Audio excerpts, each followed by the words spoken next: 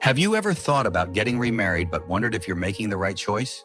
Marriage later in life is a completely different experience than when you were younger. And there are some truths that people often overlook until it's too late.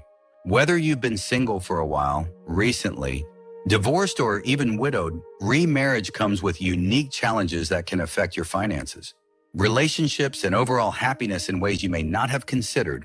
In this video, we're going to uncover 5 essential truths that you need to know before remarrying after 60. These insights might just change how you view love, commitment, and long-term security at this stage in your life. Too often, people rush into remarriage without thinking about how it could impact their future. And later, they find themselves dealing with unexpected stress and complications. But when you have the right knowledge, you can make the best decision for yourself, one that brings fulfillment, peace, and stability.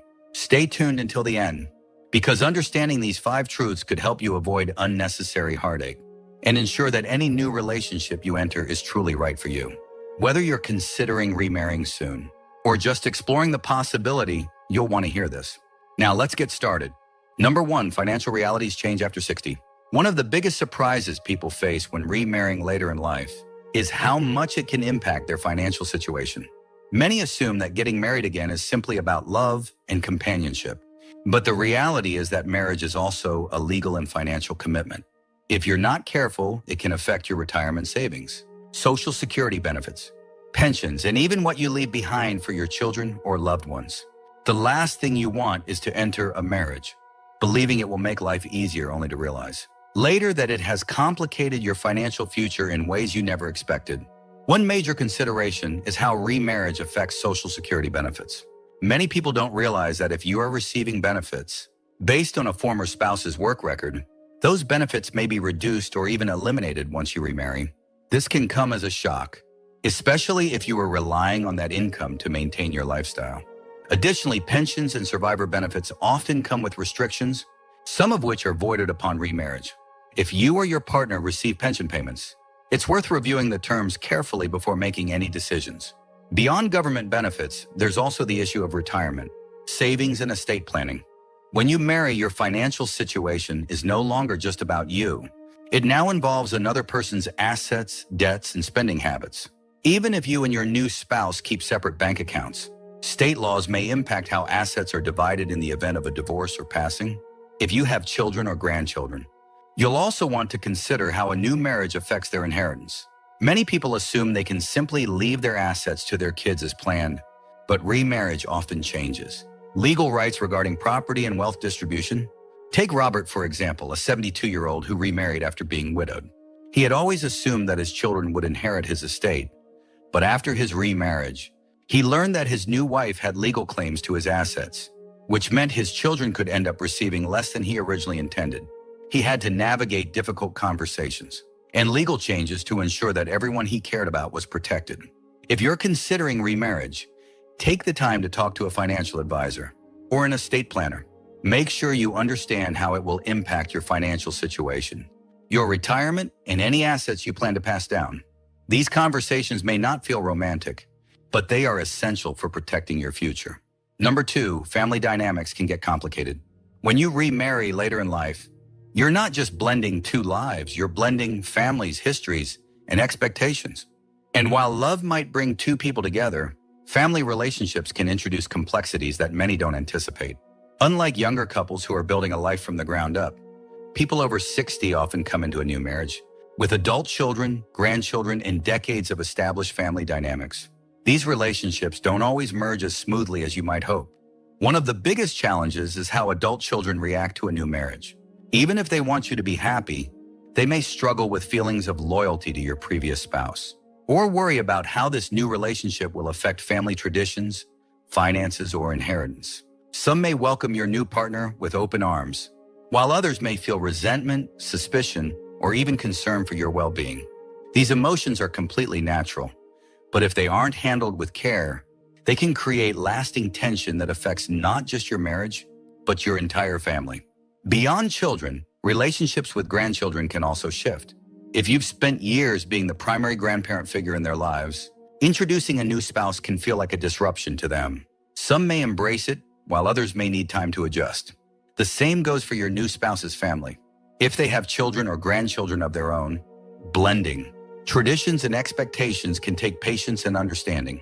Another factor to consider is how remarriage affects inheritance and financial matters. It's not uncommon for children to worry that a new spouse might change existing wills, alter financial plans, or even receive a portion of what they assumed was meant for them. And while money may not be the focus of your new relationship, it's often an underlying concern for family members. Some conflicts arise not because of greed, but because children want to ensure that their parents' legacy is honored the way it was originally intended. Take Susan, for example. At 68, she remarried after being single for over a decade. She assumed her children would be happy for her, but instead she found herself navigating uncomfortable conversations about inheritance, holiday traditions, and even where she would live. While she knew her kids loved her, she quickly realized that her new marriage required open discussions and reassurances to maintain harmony within the family. If you're considering remarriage, take time to talk with your family. Be open about your intentions, listen to their concerns, and set clear expectations about what will and won't change. It may take time for everyone to adjust, but addressing these concerns early on can prevent misunderstandings and resentment later. The key is to approach these conversations with patience, honesty, and reassurance that your decision is about finding companionship while still valuing the relationships you've built over the years. If you're still watching this video and finding these insights valuable, please comment number 2 below to let me know you're here. And if you haven't subscribed yet, I recommend you subscribe and turn on the bell so you don't miss any videos. Your support helps us continue creating good content to inform and inspire you. Now let's move forward. Number 3, emotional expectations are different. At this stage in life, relationships look different than they did decades ago. When you were younger, marriage often revolved around building a life together, raising children, buying a home, growing careers. But after 60, priorities shift. Marriage isn't necessarily about starting from scratch. It's about companionship, emotional support, and maintaining independence while sharing life with someone. This change in dynamic is something many people don't fully consider before remarrying, and it can lead to unexpected challenges. One of the biggest differences is the level of independence each person brings into the marriage. By the time you reach your 60s, 70s, or beyond, you've already established routines, habits, and a way of living that suits you. You may have your own home, personal hobbies, and a daily rhythm that makes you feel comfortable. A new marriage introduces another person's habits, lifestyle preferences, and expectations into your world, and that adjustment isn't always easy. Some people expect remarriage to be as effortless as finding the right partner, but in reality, it requires careful navigation of boundaries, personal space, and individual identity. Unlike younger couples who may be building financial security together later in life, marriages often involve two individuals who are already financially stable and emotionally self-sufficient. This means that the reasons for coming together are different. Love, companionship, and shared experiences become more important than external achievements. However, this also means that both partners need to be clear about their expectations, how much time they want to spend together, how they handle disagreements, and how they maintain personal independence while still nurturing the relationship. Another factor to consider is past emotional experiences. If you've lost a spouse or gone through a difficult divorce, those memories and emotions don't simply disappear when you remarry. You and your new partner, both bring decades of history with you, previous relationships, family connections, and deeply ingrained perspectives on love and commitment. This isn't a bad thing, but it does mean that being emotionally open, patient, and understanding is essential. The way you communicate, express affection, or handle disagreements may be shaped by past experiences. And learning how to navigate those differences is key to a successful second marriage. Take Harold, for example. At 75, he found love again after being widowed for several years. But what he didn't expect was how different this new relationship felt compared to his first marriage. His late wife had been his partner for decades, and the way they functioned as a couple was deeply ingrained in him. His new wife, meanwhile, had been divorced for many years and valued her independence in ways he hadn't encountered before. It took time for them to find their rhythm, to balance closeness with personal space, to communicate without comparing the past, and to fully embrace the unique dynamic of their marriage. If you're thinking about remarrying, ask yourself, what do you truly want out of this relationship? Are you looking for companionship without too much change in your daily routine? Do you want to share a home? Or would you prefer to maintain separate living spaces? Are you emotionally ready for the realities of blending two established lives? The answers to these questions can help ensure that your next marriage is built on mutual understanding rather than unmet expectations. Number 4, legal considerations matter more than you think. Marriage isn't just an emotional commitment, it's a legal contract. And when you remarry after 60, the legal aspects of that contract can be far more complex than they were in your younger years. Many people assume that love alone is enough to make a marriage work. But without understanding the legal implications, you might find yourself facing unexpected consequences down the road. From prenuptial agreements to medical decision-making rights, there are critical legal matters that should be addressed before you say, "I do." One of the first things to consider is how remarriage affects your estate planning. When you marry, your spouse may automatically gain certain legal rights to your assets, even if you intended to leave them to your children, grandchildren, or other loved ones. Without a clear plan in place, your estate could be divided in ways you never anticipated. This is why many people choose to update their wills or establish trusts before getting remarried, ensuring that their assets are distributed according to their wishes. Another important legal factor is medical decision-making. If you were to become ill or incapacitated, who would have the right to make medical choices on your behalf? In many cases, a spouse is automatically given priority over adult children or other family members. This can create tension, particularly if your new spouse and your children have different opinions on your care. Setting up advance directives or a medical power of attorney can clarify your wishes and prevent potential conflicts before they arise. Prenuptial agreements are another tool that can provide clarity and protection for both partners. While some people hesitate to bring up a prenuptial agreement because they worry it might seem unromantic, the reality is that it can help prevent misunderstandings and ensure that both parties are entering the marriage with clear expectations. A well-structured prenuptial agreement can outline how assets, debts, and financial responsibilities will be handled, reducing the risk of disputes later on. Take Eleanor, for example. At 67, she fell in love and was excited about remarrying, but she also had significant assets that she wanted to leave to her children. She and her fiancé had an open conversation and decided to draft a prenuptial agreement that clearly defined their financial boundaries. This not only gave her peace of mind, but also reassured her children that their inheritance was secure. Legal matters aren't always comfortable to talk about, but they are necessary. If you're considering remarriage, it's wise to sit down with an attorney who specializes in estate planning and family law. Having these discussions early on can prevent confusion and stress later, allowing you to focus on what truly matters, building a fulfilling and secure relationship. If you're still watching this video and finding these insights valuable, please comment number 4 below to let me know you're here. And if you haven't subscribed yet, I recommend you subscribe and turn on the bell so you don't miss any videos. Your support helps us continue creating good content to inform and inspire you. Now let's move forward. Number 5, the definition of happiness changes with age. As we get older, our understanding of happiness shifts. In our younger years, marriage often symbolizes building a future, raising a family, establishing financial security, or creating a shared life from the ground up. But after 60, happiness is no longer about building, it's about maintaining, enjoying, and finding fulfillment in the life you've already created.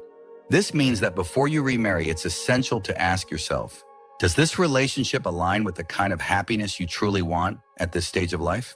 Many people assume that getting married again will automatically bring them joy. But the truth is, happiness in later years comes from different sources than it once did. For some, it's about companionship and sharing daily life with someone. For others, it's about maintaining independence while having a partner for special moments.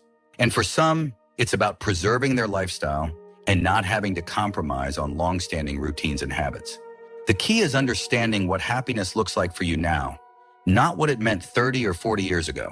One of the biggest mistakes people make when remarrying after 60 is assuming that love alone will solve loneliness. While companionship is a beautiful thing, it's important to recognize that personal fulfillment comes from within. If you aren't happy on your own, a marriage won't necessarily change that. In fact, entering a marriage with the expectation that it will complete you can lead to disappointment, especially if the realities of sharing your life with someone feel more restrictive than you expected. Another thing to consider is lifestyle compatibility. At this stage in life, you likely have well-established routines, how you spend your mornings, how you like to travel, even how you manage your social life. If your new partner has a drastically different way of living, it could create friction rather than happiness. Some people are more spontaneous, while others prefer structure. Some enjoy quiet evenings at home, while others thrive in social settings. If you and your potential spouse aren't aligned in these ways, it's worth thinking about how much you're willing to adjust, or if those adjustments would ultimately make you happier. Take Frank, for example. At 72, he met someone wonderful and quickly remarried, believing that companionship would fill the void of his previous marriage. But as time went on, he realized that his new wife had very different expectations. She wanted to travel frequently, while he preferred staying close to home. She was highly social, while he cherished quiet time. While they cared for each other, they struggled to find common ground. And Frank often felt like he had lost some of the freedom and comfort he had valued in his single years. Before you remarry, take time to reflect on what truly makes you happy. Do you want a traditional marriage where you share everything? Or would you prefer companionship with personal space? Would you be happier living separately, but maintaining a committed relationship? There is no right or wrong answer, only what feels right for you. The most important thing is to ensure that any decision you make supports your long-term happiness, rather than disrupting the peace and fulfillment you've already built in your life. Final thoughts. As we wrap up this video, take a moment to reflect on what we've covered. Remarrying after 60 can be a wonderful experience, but it's also a decision that comes with important realities, ones that too many people overlook until they're already in the middle of it. From financial considerations to family dynamics, emotional expectations, legal implications, and your own personal definition of happiness. These are all factors that deserve careful thought before making such a life-changing commitment. The truth is, marriage at this stage of life isn't about following old traditions. It's about making a choice that truly serves you. Some people find deep fulfillment in remarrying, while others realize that they're happiest maintaining their independence or exploring alternative forms of companionship. The most important thing is that whatever path you choose, it aligns with your values, your lifestyle, and your long-term well-being. If today's video has given you something to think about, I encourage you to take your time before making any decisions. Have the necessary conversations with your loved ones, seek financial and legal guidance, and most importantly, listen to your own needs. There's no rush. This stage of life is about embracing what makes you truly happy, not what others expect or what society tells you is normal. Thank you for joining us today. We'd love to hear from you. Leave a comment below and share one thing you learned today and how you plan to use it in your life. Your thoughts are important to us, so don't hesitate to share them. Reading your comments gives us great motivation and encouragement. If you enjoyed this video and found it helpful, please like, subscribe, and share. Your support helps us continue creating good content to inform and inspire you. Thanks for watching, and we look forward to seeing you in the next video.